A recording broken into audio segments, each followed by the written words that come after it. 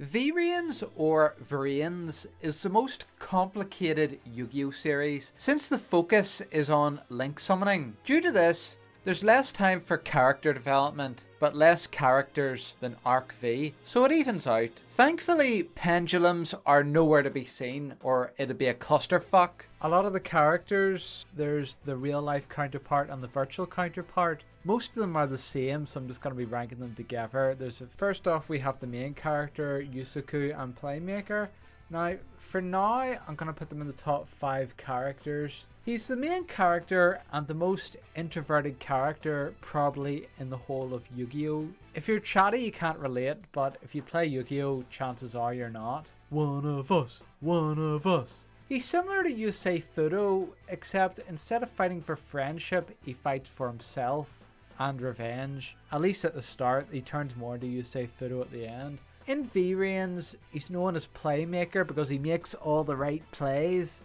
Get him out of here! He's got AIDS! One of the problems is he never loses, not counting his traumatic childhood flashbacks. He only draws 3 times in the series and he wins all his other duels, so he's the one to beat, but I would have liked someone a bit more flawed. His deadpan demeanor is offset by I, the goofy AI companion. Ironic how Playmaker is more logical than a computer, but they're a good fit. Playmaker would be boring on his own, and I would be an annoying anime main character, so they're a good mix. Playmaker is the Yu-Gi-Oh! Protagonist who least likely pulls wins out of his ass, but I guess still does because he's the main character. His only weakness is his sense of justice. He refuses to sacrifice or leave anyone behind for the greater good, or let anyone in because he's afraid they get hurt. This is like at an interview saying, "My biggest weakness is I care too much," which isn't a weakness. He's even more of a Gary Stu than Yusei Fudo was, which makes Playmaker seem more like an ideal than a person with flaws, an AI program disguised as a person. If that was the intent by the creators, they succeeded. We do see glimpses of humanity in him, like when he cares for Revolver and later on but it's very rare. Next we have I, who is the goofy AI companion. He's sneaky, he's laid back. Playmaker and I are using each other, but then they eventually become good friends. He says some funny things, but he's also annoying. He's a goofball the first 2 seasons, but then the final season, he becomes the main villain. He becomes a better character, in my opinion. The second season, when he defeats the main baddie, they question, can AI and human really live together? And season 2, I thinks they can, but then suddenly he goes missing in season 3 and he sides with the villains of the previous season that AI can't live with humans. But then we find out later he runs simulations and finds out his existence, why he can't live with humans. He also finds out that Playmaker gets killed and that causes him a lot of trauma. And also because all of the other Ignis are dead, he changes from a goofball in season 1 and 2. The season 3 he's a bit more somber. He's still a bit goofy, but he's also a lot more complex. Playmaker actually cares about him, shows visible concern. It'd be a bit nice if Playmaker had shown that more in season 2 at least. He's just more indifferent to I. Robobi's alright.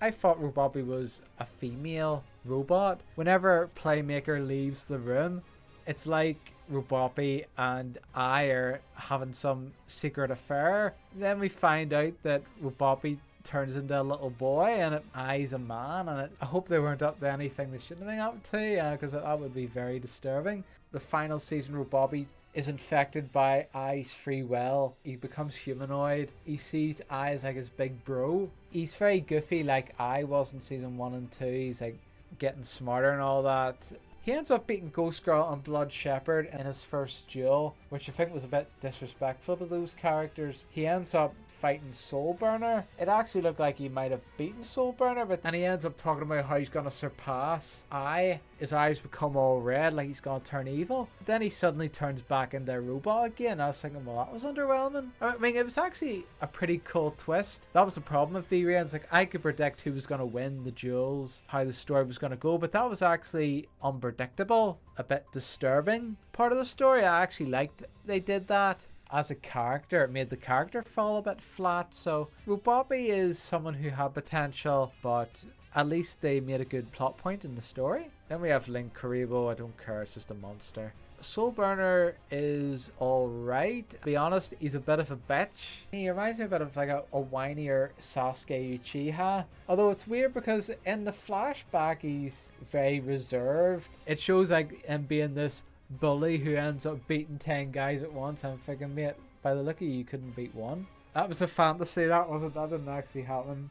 There's no way a scrawny kid like that could beat 10 guys at once or whatever. I actually liked him better in the flashback because he was just more laid back and more normal. And when you see him currently, he's very whiny, especially when he meets Revolver. And I was like, God, man, you shut up. He's a very strong duelist. I mean, I actually liked Soulburner at the start where he was very cocky. I thought he was going to be a pretty cool character. Flame was Soulburner's companion, his compass, if you will. He's just a very serious character, Flame. There's not much to him. He just provides exposition. Takeru's parents, I don't care. You don't even meet them. You just see a bloody picture of them. His grandmother and his granda. His granda makes him fall on his arse when they do a karate session, but they're not big enough in the story. His love interest, Kiru, again, she's just sort of worried about him a bit. She's not big enough into the story. There's not really much to Kusanagi either, is there? He mostly provides support for Playmaker. I thought it was funny at the start how like a teenage boy Playmaker kept going into the back of his chip van.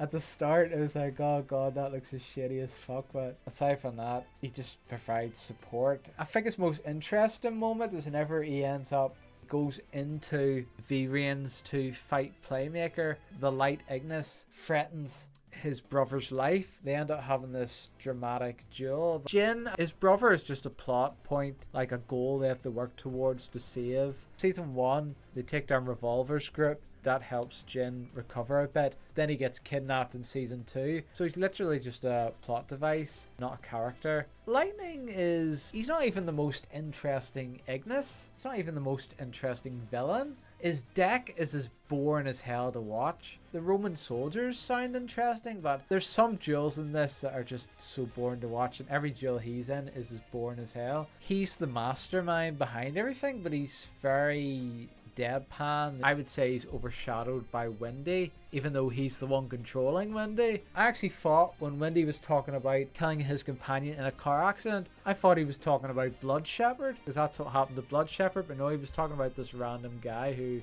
we just see die in a car accident, or knocked over at least. They meet Wendy for the first time. He tricks him into thinking he's the good guy. Bowman activates his skill, but I was thinking, is it Wendy that was controlling the data storm for Bowman? And Wendy's the best at data storms because he's wind. He's maniacal, and Lightning can be calm and collected, calculating, but Wendy's like go with the flow, torture people. He wants the good guys to all watch as his team take them down one by one. Lightning argued if I'm going, no, this would give us a disadvantage, but he goes, oh well, go off the flow, make them suffer. I actually do think he's a pretty cool villain. I don't like the look of the Ignises.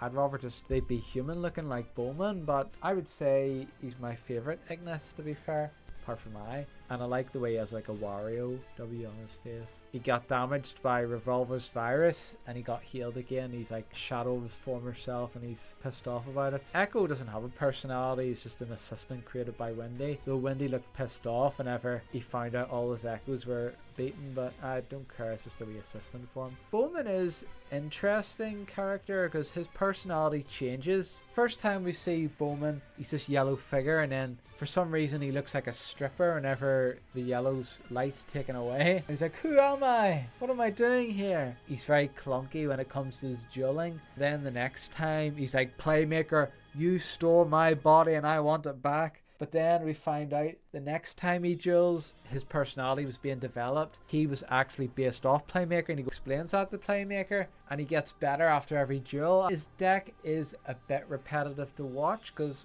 we see it so many bloody times. But I do like the way the monsters that he has, they look like the Hyrule Shield from The Legend of Zelda. And at the end, he's not as cruel as Lightning because Lightning tries to cheat and he purposely stops Lightning. He wants to do it fair and square. Saying that in the last duel, he was stealing souls continuously and he was using a skill every turn of the master duel, even though you're not allowed to use skills in a master duel. And he goes, oh, I'm not cheating, I'm not holding anybody hostage, like what Lightning was doing. I was like, what about all those people you've sucked up and you're stealing them to use your data storm ability? And he's like, no, son, I'm not cheating, lad. I thought that was funny. He wants to create the whole world inside him, and Playmaker's like, well, wouldn't that be very lonely? And he goes, oh, I don't feel loneliness. But then at the end we find out he cares about his brother. So Bowman's a pretty cool character, I would say. Haru is like Robopi. He had potential to be an interesting character, but he fell flat. I actually thought, even though they said Haru was the second creation, I thought he was going to be the secret bad guy. Like, he was going to be stronger than Bowman. He was analysing Bowman and commenting what he was doing wrong and such, so I thought he was actually going to be the big baddie in the end, but no, he ended up being an underling, and he got cucked.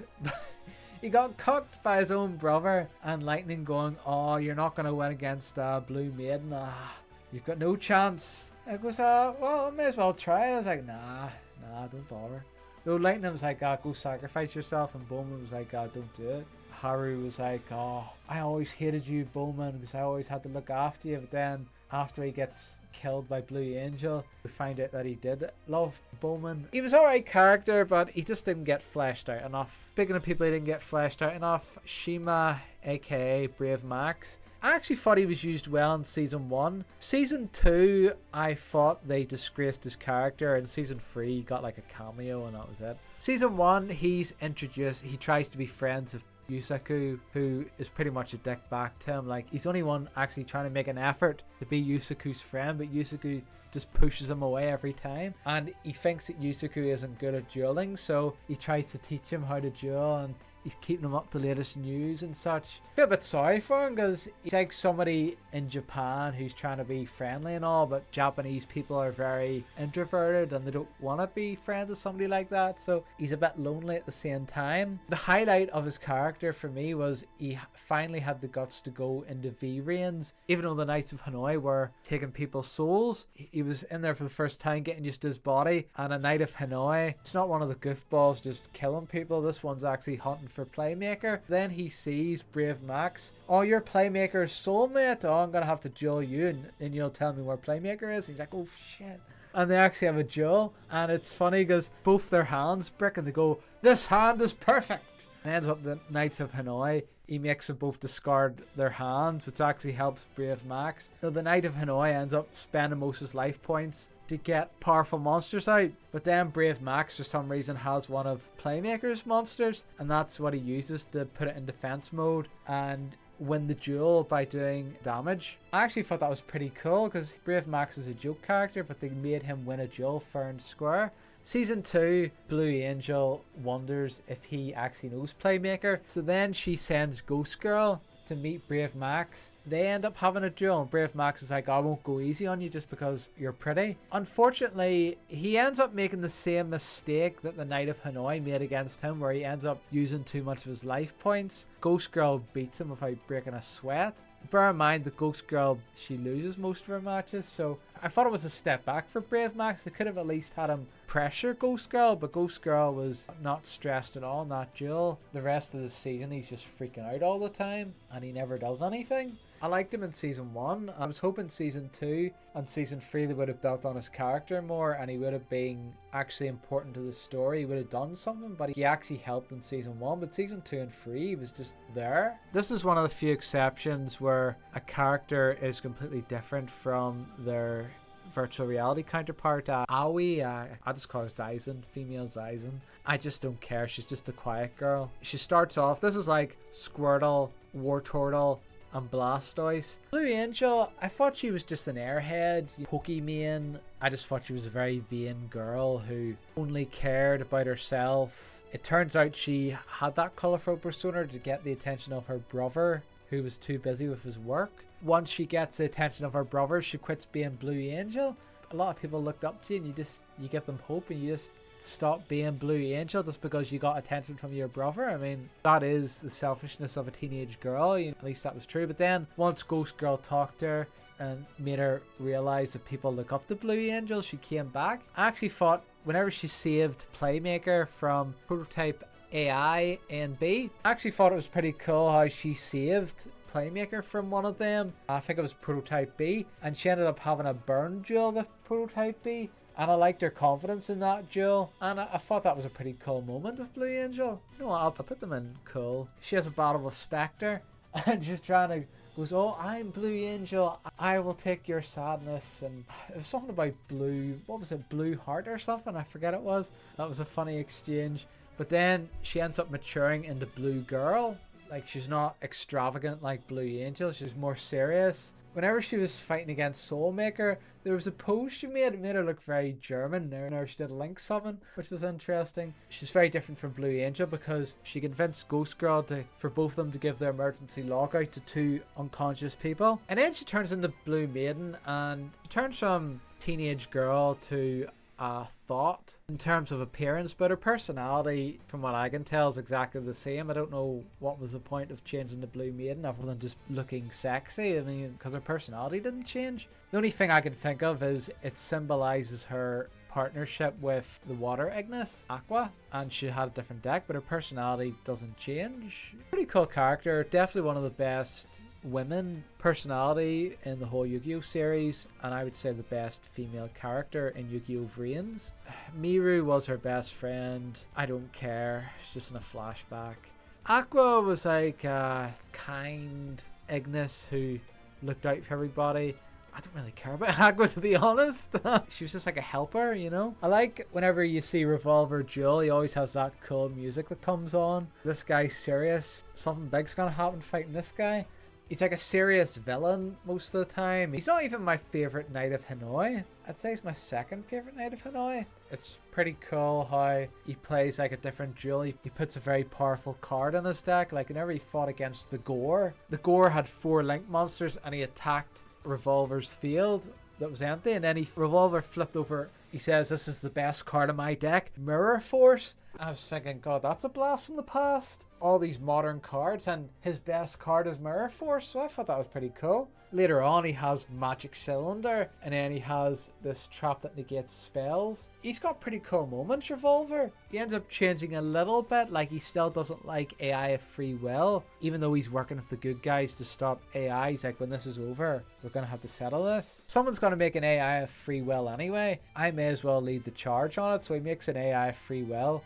If they get any negative thought of a human, it gets erased. Pretty cool character, pretty good villain. We don't really see Dr. Kogami. We get the odd glimpse of him going, oh, this is my master plan to get rid of VRAINS, get rid of the AI. He's alright, I guess, but he doesn't get that much development. He dies in season 1. We actually see Revolver being torn, like he has to complete a mission. But then, when he finds out his dad's about to die, he freaks out and he ends the duel in a draw. So I like wee moments like that. Spectre, my favourite Knight of Hanoi. He's done real dirty in season 3. Freaking hell. We'll get to that. We see little glimpses of him, but he's really introduced midway in season 1. He has to stop Blue Angel. He says, I'm your biggest fan. And he's read the same storybook about Blue Angel. She didn't have any friends, but then eventually gets friends, and she cries blue tears, and he acts as if he's being touched by Blue Angel, and then as soon as he beats her, he calls her a spoilt brat and disposes of her. For some reason in Link Evolution, he uses a lot of girly cards, but they must have just had to do that in the game because his cards aren't competitive, because in the anime he doesn't use girly cards. And then he finds Playmaker after that, and Playmaker's like, did you beat Blue Angel? And he's like, I bet some spoiled prima donna. It's like, after you saying how great she was in your duel with her, it's like we get a backstory of how he actually liked being a child prisoner because he never fit into the real world, and he wanted to come back but he couldn't, and then he hid under this tree, but then they cut the tree down, and it's just, and then he ended up meeting Revolver and becoming one of the bad guys, and he's definitely a disturbed character, like all the facial expressions he makes. At the end, we see his tree in a duel. His tree burns. You can just tell it wrecks him emotionally. Unfortunately, his deck is one of the most boring decks to watch. It's a life point deck. He keeps getting life points. He says his deck's very similar to Lightning's deck, which also sucks. So it's a shame his cards are so boring to watch. Season 2, he has a cool moment. Lightning ends up fighting him first because he thinks Spectre's the weakest link. With 4 votes, you are the weakest link. Goodbye. No, you're the weakest link and you goodbye! You goodbye, weakest link!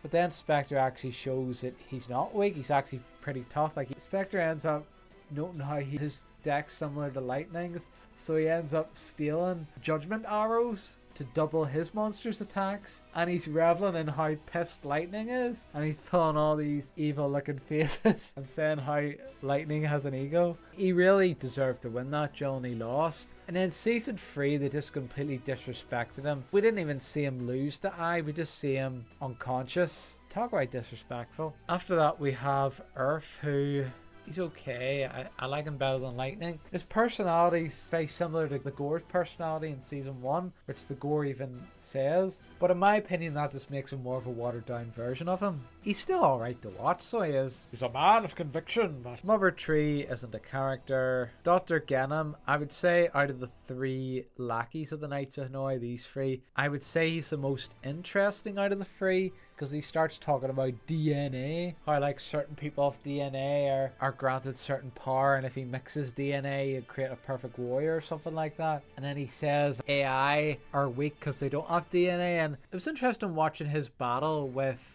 the Gore, because I wasn't sure the Gore was going to win against him. It was one of the few battles where it wasn't predictable. You could see Dr. Genom was more of the favourite to win that match, and Playmaker was going to swoop in and save the day, but no, thankfully they showed the Gore some respect and he won against Dr. Genom. It's actually a good duel as well. There's nothing really to Bara other than being an attractive woman who's 30 years old. Some policeman's going, oh, she's so pretty. She made Blue Angel look good, like it was a serious opponent for her. So aside from that, not really. Just like a hacker that helps them. Faust, he's the strongest out of the 3 of them, and he's just like a serious opponent for Playmaker in season 1. Actually, like, you know, the Knights of Hanoi, I think they're quite interesting. They're actually pretty cool design, the Knights of Hanoi. Whenever I seen them at the start, I thought they were more of a serious bad guy. Like, I'm thinking, who is the avatar of this? But then later on, Revolver says, oh, a lot of thugs have joined the Knights of Hanoi and lowered the quality, and I was thinking, it's interesting actually seeing the lore of them, because in the past we see Playmaker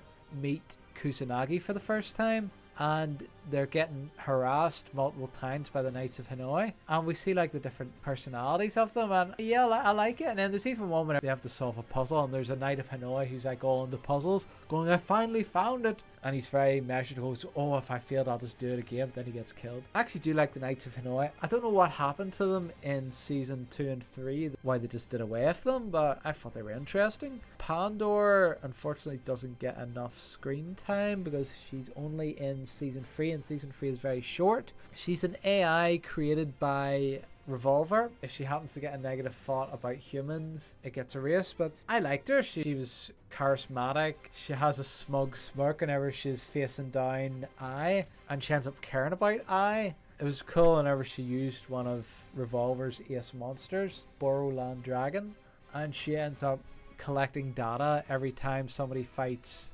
Ai to beat him. Akira's Aizen, he's alright. I like him more in season 1 whenever he's constantly telling Blue Angel not to go on to the VRAINS, and there's a conflict between both of them, and he's sort of a guy that Playmaker has to overcome. I would say after Playmaker beats him in a duel, he becomes less interesting because he becomes very agreeable, and he's just more of a plot device really, just to get someone who Blue Angel has to protect. He just moves the story along really. The Kings were people I thought were going to appear in the story. I thought they were going to be major villains, but no, they're just random shareholders like who Zaizen reports to in season 1. Are they even in season 2? And then they briefly appear again in season 3. Zaizen just has to convince them that the company's going to be okay, even though it's not. Characters I thought were going to play a big role in the story, and they didn't. Very disappointing. They were all right in season 1 because they were talking about we'll bring in this other guy and we'll make sure Soul Technologies is dominates the world, but nothing comes of it. They're just people in the background. Queen is a character that doesn't get enough screen time. She's Zaizen's main boss in season 2, and she's just a bitch. She's a complete bitch. She's very attractive. Like, we see her walking around in a bikini. So I'll put her in alright because of that. But I'll put her in alright because of her attractiveness. But there's nothing likable about her. She's just all about soul technology, sacrificing anyone that gets in her way. She doesn't get her way. In season 3, Ai completely stomps her. The bishop, the knight, and the rook, they're just the kings. Izumaki, he was just a bodyguard, season 1. Hayami, who has a crush on Akira Aizen. There's not really much to her other than loving him, though. There's a funny part whenever she purposely tries to take out Soul Burner and she goes off the deep end, but then Aizen notices what's happening and he tells her off. That could have been something. That could have been something interesting. Prototype A and Prototype B, they're just robot. They don't have a personality. He was Aizen's boss in season 1, Kiramuda. He's like a corrupt guy, like a dog for soul technologies, and he's very into AI, creating his own AI soldiers. He's a bit of a goofball as well. He's good at the start, but then he burns out. He meets Spectre and he's like, oh, a better side of the Knights of Hanoi because soul technologies will fire me. So he's like, let's team up, let's work together. But then he gets trounced and we never see him again. Ghost Girl. She's a very level-headed character, Ghost Girl. There's never a time where I see Ghost Girl on the screen. It's like, oh yeah, there's Ghost Girl. It's like, but she's not annoying either. She's just there. She's just a serious character who moves the plot along. I don't care about her mother. Blood Shepherd's a pretty cool character, and he has a cool theme song. His outfit's pretty cool. He's a lone hacker. He works for himself. He's mysterious. The Knights of Hanoi try to hire him, but he ends up not happening. What takes away from him a wee bit is he loses most of his jewels, like his sister. He's this very intimidating presence, yet he loses so many jewels, especially when he lost to Robopi. Fuck, that was embarrassing. Losing to a cleaning robot. But his deck's actually pretty cool. He has warplanes. He's an expert hacker. He mercilessly kills anything that's AI. Kengo's mother, she appears at dinner with her son and she ends up being in a car accident and loses the ability to walk. It's just a typical nice woman, barely in the show. Emma's dad, who cheats on Blood Shepherd's mother and then he dies, apparently had regret about abandoning his son. We have the Gore's 2 sidekicks. Both of them use his Goki deck, which he abandons. The guy with the pink afro was slightly more interesting just because of his hairstyle, but they're just generic goons. The Gore goes through the most changes in the series. In season 1, he's a male version of Blue Angel in some ways. He wants all the attention and admiration, especially from children, which isn't creepy at all. He's vain, but helps out at an orphanage, so is arguably the kindest character in season 1. Just ignore how his rivalry with Playmaker starts, because Playmaker becomes the kid's flavour of the week. I thought he was in his 30s, but he's 19. He's just built different, like a tank, training in the ring. That's why he's the Gore. WWE meets Yu-Gi-Oh! In an all-action brawl. The Gore takes hits first before dishing them back in a vicious counter, which is just as stupid in Yu-Gi-Oh! As it is in wrestling. But it makes for a great show. Gotta respect a guy who handicaps himself for the lols. And he does all this while putting his life on the line against the Knights of Hanoi. He beats adult Weevil Underwood and gives Revolver a run for his money, showing Playmaker how to beat him. What a stand-up guy. In season 2, his VRAINS shines through again when he sulks because Playmaker's name is at the top of the front page. His name is also on. So the Gore throws his status as an entertainer out the window to become a bounty hunter with his 2 lackeys. He trades his Goki deck for Dino Wrestlers and is trounced by Soulburner in his debut. The last shred of honor we see from season 2 Gore, the Gore, is when he throws his body in the way to protect Soulburner from being shot. We find later the Gore is going through duel simulations against Playmaker, which he keeps losing, until he agrees to have an AI implanted into his head to keep winning. He then hunts down the Water Ignis and shoots her down mercilessly. He then duels the Earth Ignis, who tries to protect her, who reminds him of himself in the past. He defeats Earth in a duel, captures him and hands him over to the creepy scientists to dissect Earth alive. Essentially his old self is being slowly erased while the Gore leans on a wall with his eyes closed, not giving a shit. You know, literally the character in the room who isn't present. A complete 180 from how he was in the past. The Gore finally has his grudge match with the real Playmaker, and his main deep-seated reason for hating Playmaker is because Playmaker beat an opponent he lost to, even though he gave Playmaker advice to defeat that said opponent. Their duel's surprisingly fun. The Gore plays Earth/Aqua's Crystal Heart card, which is the big reveal. Since Earth's AI has been added to his existing AI in order to more accurately predict Playmaker's moves, which he does, but still loses because Playmaker's the main character and his buddy Eye pulls a new special ability out of his ass to save the day. Throughout Season 2, we see the Gore slowly waste away with each appearance, along with the values he once held. Given how much he sacrifices and the work he puts in just to dedicate himself to beat Playmaker, he really deserved the win. And seeing his face, he knows it. Sure, he's no longer a moral, virtuous person, but it'd be more realistic, given how much work and how much he sacrificed. He could beat Playmaker, and then afterwards he could maybe contemplate how empty the victory is, or Playmaker has a rematch with him again and he comes to terms that way, but they should have given him a win. Season 3, The Gore reverts back to his Season 1 persona for the most part. He's made a full recovery. He wants to entertain, he loves kids, he probably dresses up as Santa for Christmas. No longer anorexic, he tries to stop Eye in a duel, which he's unlucky to lose. Running theme. At least he fought his way to the end. They give him some dignity. We can't say that for some other characters. The Gore has gone full circle, and thus he's a top 5 character, my favourite character in VRAINS. I'm gonna bum rush the rest of the characters here because none of them are important. You have his manager, old boys like Western Boy gives him a pep talks and such. He's in Season 1, you never see him again. The orphanage owner and the orphans, you can't really say anything about them. These 4 guys, they were in the duel club. This boy was a bit of a stickler, but you barely see him. Right, you have the bird and the frog. Somebody on Reddit said these 2 make VRAINS. They're the best characters. They're so funny. I say they're alright.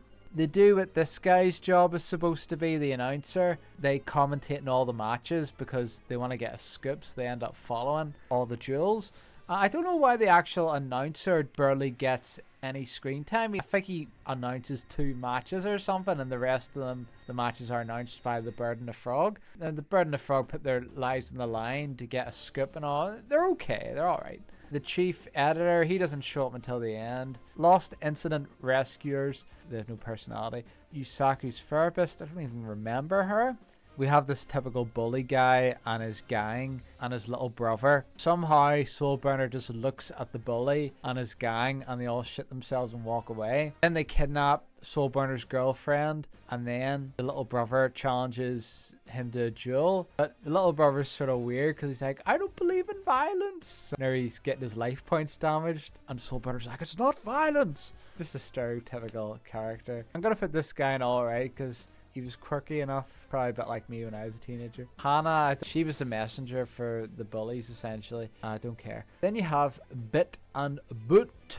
They were interesting on their debut because they trailed behind Soulburner and then they joined together to make one person, and they were a good opponent for Soulburner to show how strong he is. They ended up looking to have pretty strong cards, but then after Soulburner beats him in a hard fought duel, they end up getting trounced after that. But whenever they were first introduced, I liked them, so they're just AI created essentially by the Light Ignis. You have some random hacker, and then finally you have Purple Penguin and Blue Penguin. I think it was Blue Penguin that got killed by Blood Shepherd in the virtual reality thing. It was one of them anyway. They just showed up for 2 seconds and they got bodied. Yeah, that's my list of Yu-Gi-Oh! VRAINS characters. Let me just make sure I've done all these right. So the Gore is the best character. I'll put Spectre second. Blood Shepherd's funny. I put him third. He's this intimidating, badass guy who loses all his matches except his little sister. So he's unintentionally funny.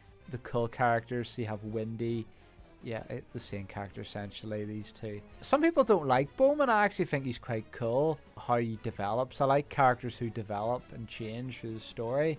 Like, he is a complex enough character, I think. You have Revolver's a pretty cool character. Every time he shows up, the plot gets very serious. I actually really like the Squirtle evolution here. Blue Angel, Blue Girl, Blue Maiden. How she evolves. She ends up being like a wee brat at the start. Then she ends up maturing a lot. And then you have the interesting characters. You have Dr. Ganem. You have the Knights of Hanoi themselves. I actually put them above Dr. Ganem just because they all had their own unique personalities and they were mysterious. And they were a threat at the start and also in the flashbacks. For Playmaker, Dr. Ganem, he was interesting at the very start and then he fizzled out. Pandor was a great character as well, but just doesn't get enough screen time. A lot of the ones in the alright sort of get shafted a wee bit. Ghost Girls, she's okay. She's a serious woman who's pretty. Her and Zyzen just move the plot along. Probably make a nice boring couple. Earth is just a watered down version of the gore. Lightning is just a watered down version of Windy, even though he's controlling Windy. Kusanagi's just support, essentially. I like the moment whenever he turns on Playmaker and you're wondering, is this a trick or is this actually Kusanagi? But he ends up turning on Playmaker because he wants to save his brother. Soulburner was cool at the start before we found out he was a bit of a bitch. He's the only character I would actually put his real self above his Soulburner counterpart before he left to meet Playmaker. Flame's just typical serious characters, just Soulburner's compass. Raboppy starts off as a robot that gradually gets more intelligence, then ends up accompanying I in the third season as a lackey, getting experience, turning evil, but then fizzles out, unfortunately.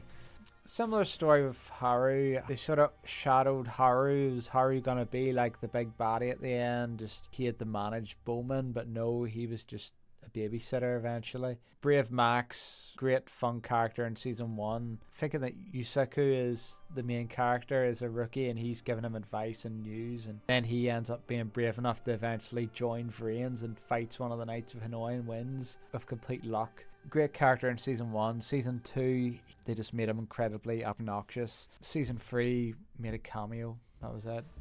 Dr. Kogami, may put him at the bottom because he doesn't do anything. He just sets out a plan, then he dies.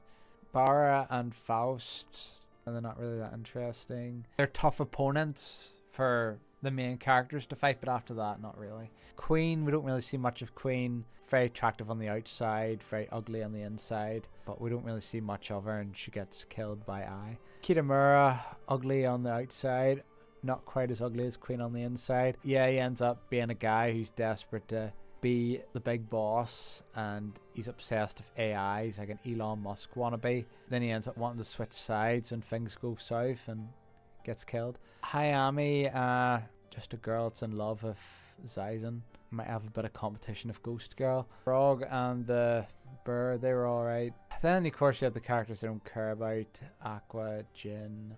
Most of these characters in the I don't care, just minor characters. That's it. Thanks for watching.